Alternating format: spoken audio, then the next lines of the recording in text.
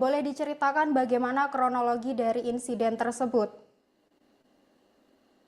Ya, baik, Orin. Jadi pada pertandingan lanjutan gelaran Liga 4 Jawa Tengah yang berlangsung pada hari Rabu kemarin, tanggal 21 Januari 2026 di Stadion Krida di Rembang. Ini ada satu insiden yang kemudian viral di media sosial seperti itu hingga saat ini, di mana ada salah satu pemain, yakni pemain posisi kiper dari PSIS, PSIR Rembang bernama Raihan Alfarik ini melepaskan tendangan ala kungfu ya kepada pemain Persikaba bernama Dimas Rizal, dan ini menyasar ke bagian dada dari pemain Persikaba tersebut, dan kemudian sang pemain ter- terkapar begitu di lapangan, dan peristiwa ini juga uh, mendapat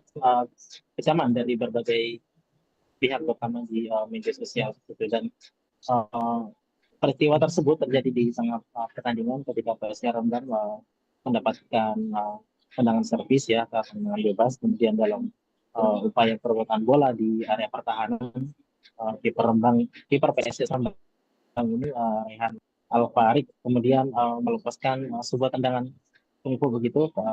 Kontak keras pun terjadi, dan ini berbahaya ya, karena sang pemain yang menjadi korban tendangan ini akhirnya dilarikan ke rumah sakit, dan suasana di pertandingan tersebut juga kemudian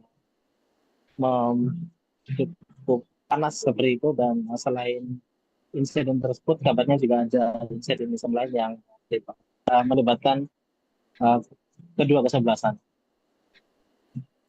Lalu apa pertimbangan yang diambil Komdis PSSI Jateng mengenai sanksi tersebut, rekan Ariel?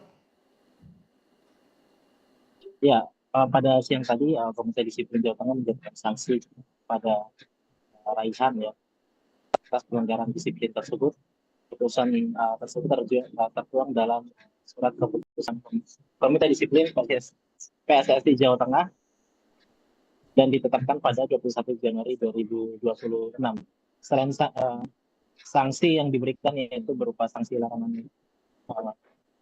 larangan bertanding, larangan di sepak bola seumur hidup, sanksi seumur hidup untuk Raihan, dan juga denda sebesar 5 juta rupiah. Jadi beserta fakta dan alat bukti yang dikumpulkan ini, termasuk laporan dari perangkat pertandingan berupa bukti foto dan rekaman video, Raihan yang berposisi penjaga gawang ini melakukan tindakan kekerasan di menit 39 atau violence conduct, ini yang menjadi dasar dari sesi Jawa Tengah melakukan atau memberikan putusan sanksi seumur hidup Raihan. Terakhir, rekan Ariel, bagaimana dengan kondisi korban? Ya, kondisi korban ketika kemarin dilarikan ke rumah sakit ini, tadi kami juga mendapat konfirmasi dari salah satu pemain dari Persikaba Blora, yaitu Febri Yogi Setiawan, yang juga mantan pemain PSIS Semarang. Dia mengatakan bahwa yang bersangkutan telah kembali ke rumah pasca sempat dilarikan ke rumah sakit. Dan Eka sendiri juga merupakan rekan setim yang dalam laga tersebut masuk sebagai pemain inti di pertandingan itu. Dan untuk kedua tim ini, PSI Rembang dan juga Persikaba Blora ini dipastikan juga melaju ke babak 16 besar Liga 4 Jawa Tengah, dan dengan sanksi yang diterima oleh Raihan ini dipastikan PSIR dipastikan tanpa kipernya tersebut. Sementara untuk Persikaba Blora juga maju, meskipun mereka ini di urutan ketiga grup A, mereka mendapat peringkat sebagai juara tim peringkat tiga terbaik dan berhasil maju ke babak 16 besar. Demikian